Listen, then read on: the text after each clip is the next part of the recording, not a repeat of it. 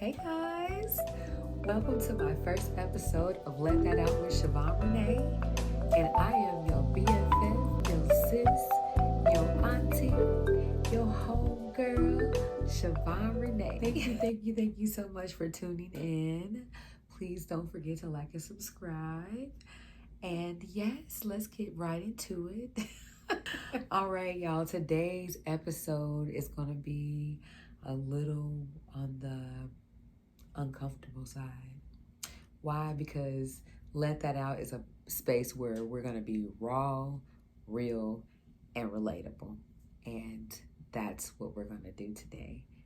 And yes, let's jump right into it. So today we're going to talk to our brothers, our Christian brothers. Okay, Christian brothers. Don't be upset because this may sting just a little bit, not too much. But remember that when that sting begins to happen, that's when, you can begin to heal. You can begin your healing journey. So here's the real question to our Christian brothers. Why is it okay for some Christian men to make an executive decision that they don't want to get married, but they still want to live like they do? And you know what I mean by live like you do. It's like you don't want the covenant, but you want the comfort. You don't want the accountability, but you want the benefits. You say you're not in alignment with God. However, you somehow are still comfortable with doing everything married folks do. Except for I do. I just want to know, why is that word so hard for you guys? I do. Like, you want that covenant, that commitment, but you don't want the covenant. That's weird. That's just like, what? Don't you want all the benefits?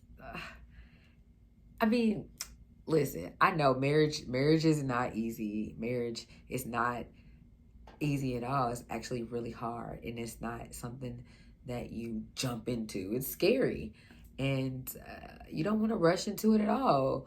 But the question is, what are you doing while you're waiting to be in alignment, or you're waiting on the person that really is the person that you want to marry? Because people say, I'm waiting on that one. It's like, well, who are they that you're doing those married people things with? Who are they?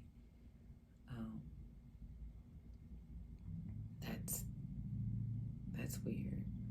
But I don't know. Because if you line up with them, you playing house, you're entertaining what you say you're not ready for, you're not ready to lead, but you're waiting on God. That's disobeying him. Period. And sometimes not ready is just a fear in disguise. It's fear in disguise. And no matter how you look at it, I feel like it's fear of accountability, fear of commitment, fear of exposing where you really are spiritually. And you can't conquer that coddling it. You have to rip the Band-Aid off and face the fact that this is a thing that I need to check. This is something that I need to deal with. Especially if I call myself kingdom, right? We're all guilty. I mean, let's be real. Church folks will call out adultery all day long, but stay so quiet about fornication. And that's so weird. I mean, that's the problem. Fornication is still a sin. Like, fornication will keep you out of heaven. Period. The Bible doesn't make that optional. You can't say, well, at least I'm not married. Well, at least it's not adultery. No, it's a sin. It's still a sin. Shoot, it'll keep you out of heaven no matter how much you love God. And you're not safe because you're not committing adultery. You're not safe because you're single and sleeping around. You're just self-deceived. Marriage is covenant. Marriage is God's covering. It's not a contract, contrary to popular belief. But living like you are, right? Living like you are married without the covenant, that's convenience. And that's comfort without commitment. You want the intimacy, the prayers, the peace. You want the access, but you don't want the sacrifice. You want the partnership, but that's not partnership. That's privilege. And if you're honest, that's not cool, because that's using someone's heart while protecting your own. Sounds malicious. Real alignment with God doesn't mean waiting until you feel holy, right? It means surrendering so that he can make you whole. You can't say you're waiting on God and you're ignoring his word. That's not an alignment. That's avoidance. It's avoidance. True alignment says, God, I will stop what feels good until I can do what's right. It means letting him renew your desires so that your life matches your prayers. Because if your flesh is still running your faith, then you're not aligned. You're just out of order.